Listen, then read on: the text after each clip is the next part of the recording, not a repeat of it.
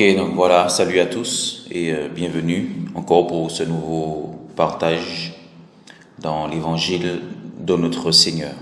Donc nous allons partager quelques versets qui se trouvent, le premier verset se trouve en 1 Corinthiens chapitre 10 à partir du verset 11.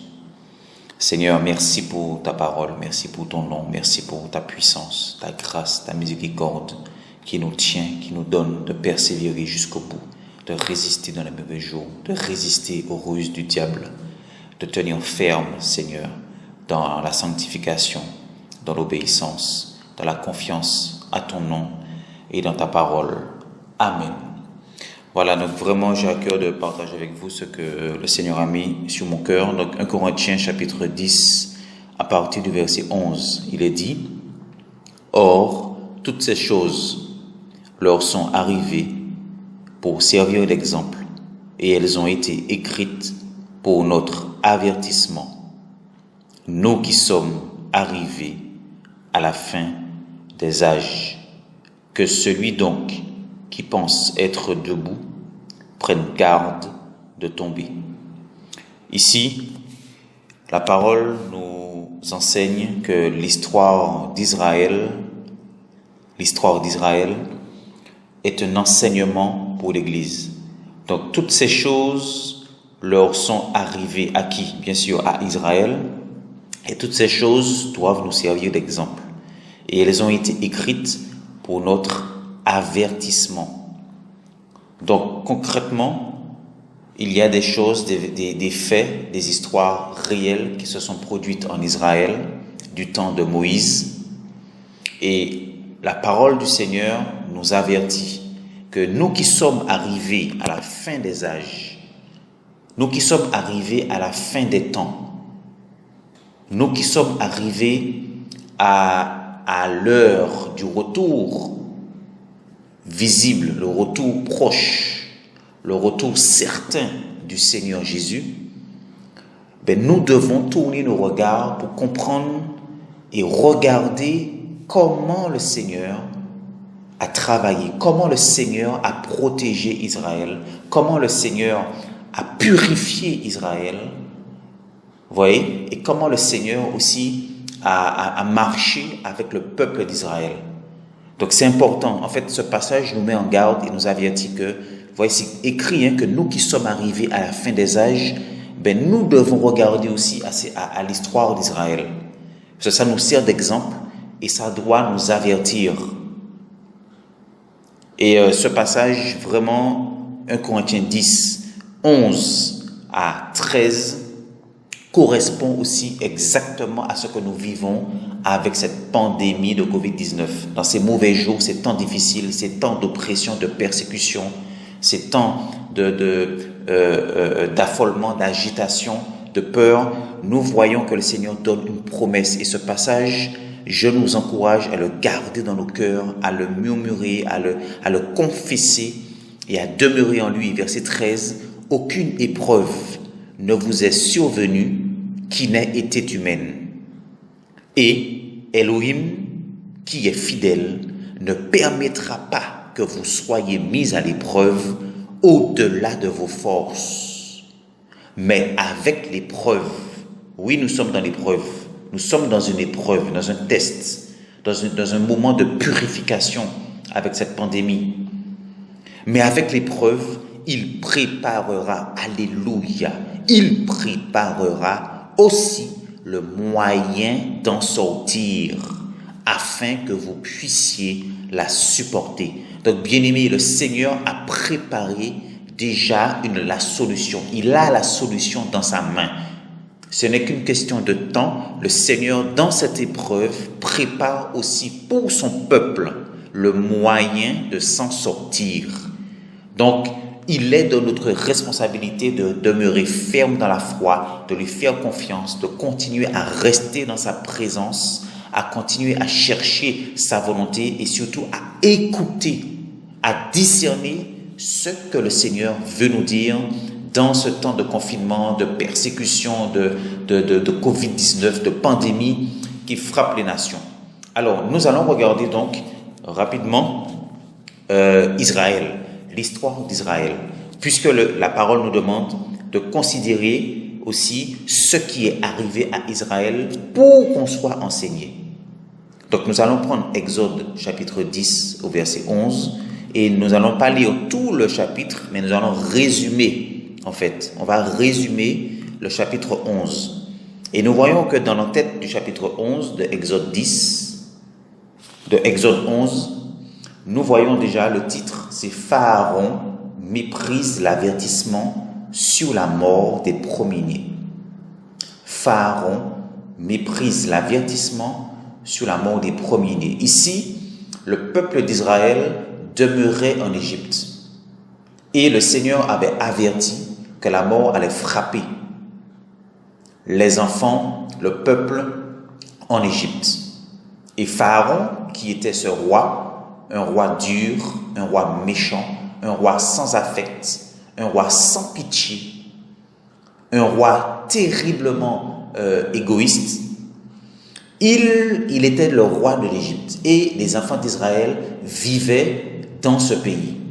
Alors concrètement, nous qui sommes l'Église, dans la parole aussi, nous voyons que l'Égypte peut être considérée comme le monde, peut être considérée, l'Égypte et la population, les enfants, le peuple d'Égypte peut être considéré comme cette catégorie de population, cette partie de la population des êtres humains qui ne veulent pas croire en Jésus, qui ne veulent pas mettre leur confiance dans le Seigneur, mais qui préfèrent des rois, qui préfèrent être dirigés, qui préfèrent être gouvernés par des hommes, par des antichrists, par des personnes qui n'ont pas de la moralité du Seigneur. Donc ici, nous voyons que Pharaon donc, va mépriser cet avertissement. Et qu'est-ce que le Seigneur va dire à Moïse? Le Seigneur avait suscité Moïse à cette époque et il va dire à Moïse, avertis Pharaon, bien sûr, avertis les Égyptiens que la mort va frapper. Et regardez au verset 7, Exode chapitre 11, verset 7, il est dit, mais contre tous les enfants d'Israël, pas même un chien ne remuera sa langue, depuis l'homme jusqu'aux bêtes. Alors, donc Moïse va bien sûr avertir donc l'Égypte et Pharaon que la mort allait frapper, mais le Seigneur dit à Moïse, par contre, pour mes enfants, pour les enfants d'Israël, pour mon peuple, pas même un chien ne sera touché en fait. Pas même les bêtes ne seront touchées. Donc depuis l'homme jusqu'aux bêtes, personne ne sera touché, mais afin, la suite du passage au verset 7, afin que vous sachiez qu'Élohim, alléluia, mais afin que vous sachiez qu'Élohim fera la différence entre l'Égypte et Israël. Alléluia. Donc ici, c'est un puissant passage qui booste notre foi, qui booste notre confiance dans le Seigneur. Nous voyons ici que le Seigneur, dans ce temps où il avait suscité Pharaon, la mort allait frapper le pays, mais il a dit que pour son peuple, pour ses enfants, des hommes jusqu'aux bêtes, pas un ne serait touché. Et qu'au travers de cette épreuve, au travers de la mort qui allait frapper, il allait faire la différence. Il voulait que les gens voient la différence entre les enfants du mal et les enfants du Seigneur, entre les enfants d'Antichrist, les enfants qui ne veulent pas, le peuple qui ne veut pas recevoir l'évangile, le peuple qui ne veut pas accepter non plus Dieu dans sa vie. Il allait faire la différence avec son propre peuple. Alors, juste aussi un rappel, Pharaon peut symboliser la gouvernance mondiale. Pharaon peut représenter un président. Pharaon peut représenter un système politique. Pharaon peut représenter certains hommes qui dirigent. Pharaon peut représenter tout ça, puisque c'était un roi qui gouvernait, qui dirigeait et qui donnait des ordres à une nation.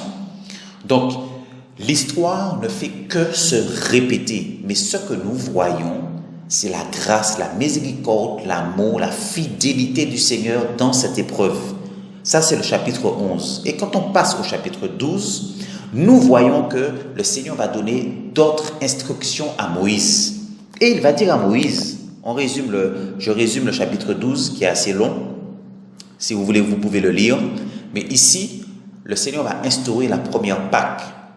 Et il va dire que alors que l'exterminateur, alors que le destructeur va passer au milieu de l'Égypte pour frapper, la mort va frapper, je demande à mon peuple que chacun reste dans sa maison, que chacun de mon peuple reste avec sa famille dans sa maison, qu'il prenne un agneau et qu'il mange l'agneau dans sa maison avec ses proches. Alléluia! Et que en mangeant cet agneau, je demande à mon peuple, à mes enfants, de répandre le sang sur les linteaux à l'entrée des portes de la maison, pour que quand la mort viendra frapper, quand l'exterminateur, le destructeur passera la nuit pour frapper, vous serez épargnés parce que moi, Yahweh, moi le Seigneur, je verrai le sang et la destruction ne rentrera pas dans vos maisons. Bien-aimés, ce passage préfigure et correspond, je dirais, beaucoup à ce que nous vivons actuellement. Quand nous voyons la mort qui frappe, l'exterminateur qui frappe les gens par le Covid, par la maladie, par toutes sortes de maladies, nous nous rendons compte que nous, chrétiens, nous, disciples du Seigneur, nous, enfants du Seigneur, nous n'avons qu'une seule solution, c'est nous réfugier encore plus dans le Seigneur, avec nos familles, rester avec nos enfants, nos familles, nos proches, vraiment nos frères et sœurs, à prier le Seigneur, à lui faire confiance, à mettre notre vie en règle et surtout à être dans la croix. Parce que nous voyons que le sang devait être répandu sur les linteaux de la maison. Alors nous allons prendre le passage, Exode chapitre 12. Nous pouvons voir ce passage au verset 13. « Je suis Yahweh. Le sang sera pour vous un signe sur les maisons où vous serez. Quand je verrai le sang, donc comme moi le Seigneur, comme moi Yahweh, je verrai le sang, je passerai par-dessus vous et il n'y aura pas sur vous de plaie de destruction quand je frapperai le pays d'Égypte. » Alléluia. Et au verset 23, « Car Yahweh passera pour frapper l'Égypte, il verra le sang sur les linteaux et sur les deux poteaux, et Yahweh passera par-dessus la porte et ne permettra pas que le destructeur entre dans vos maisons pour frapper. » Donc ici, c'est vraiment un résumé de l'histoire d'Israël. Et nous voyons même aussi une image du confinement, où le Seigneur est en train de nous placer dans l'épreuve, chacune des familles qui croient en lui, les familles qui croient en lui, nous sommes dans cette épreuve, dans ce confinement. Nous sommes, pour ceux qui ne sont pas confinés, en tout cas, dans des autres nations, mais en tout cas, depuis cette pandémie de Covid-19, il y a un message que nous devons saisir de la part du Seigneur. C'est préparer nos maisons aussi, préparer nos vies, préparer nos familles, manger l'agneau, nous remettre totalement dans la foi, nous remettre nos vies en règle en mangeant l'agneau, en regardant au sang de la croix, en nous appuyant sur les promesses de la croix. Et avec cette pandémie, bien-aimés, vraiment, le Seigneur veut faire aussi la différence entre les enfants de ce siècle, les enfants impies, les enfants, les gens qui ne veulent pas croire au Seigneur, qui rejettent Christ, qui rejettent Jésus, et les enfants, le peuple, les gens qui veulent croire au Seigneur. Il y a une différence. Le Seigneur va faire la différence dans la protection, dans la grâce, dans le fait que ceux qui veulent résister, ceux qui veulent persévérer dans la parole, dans l'obéissance, dans la foi au Seigneur, seront préservés d'une manière différente. Alléluia. Donc voilà, je voulais vraiment nous partager ces passages pour nous encourager à continuer à manger l'agneau, à rester ferme et à préparer nos maisons, car nous sommes arrivés à la fin des âges. Voilà, que le Seigneur nous bénisse, nous fortifie, et n'oublions pas que le chapitre 1 Corinthiens chapitre 10 au verset 13, aucune épreuve ne nous est survenue qui n'ait été humaine. Le Seigneur Elohim n'est surpris par quoi que ce soit. Il est au contrôle et il dit qu'il ne permettra pas, Elohim qui est fidèle, ne permettra pas que nous soyons mis à l'épreuve au-delà de nos forces. Mais avec l'épreuve, il préparera aussi le moyen d'en sortir afin que vous puissiez la supporter. Donc, quels que soient les pharaons qui gouvernent, quels que soient les pharaons qui mettent la pression, la persécution, les menaces, toutes sortes de choses, de gouvernance, de contraintes, de privation, quels que soient ces pharaons, ok, le Seigneur les connaît, ils sont aussi dans la main du Seigneur et nous sommes son peuple. Donc le Seigneur va nous protéger jusqu'au bout, au nom de Yeshua Mashiach. Amen.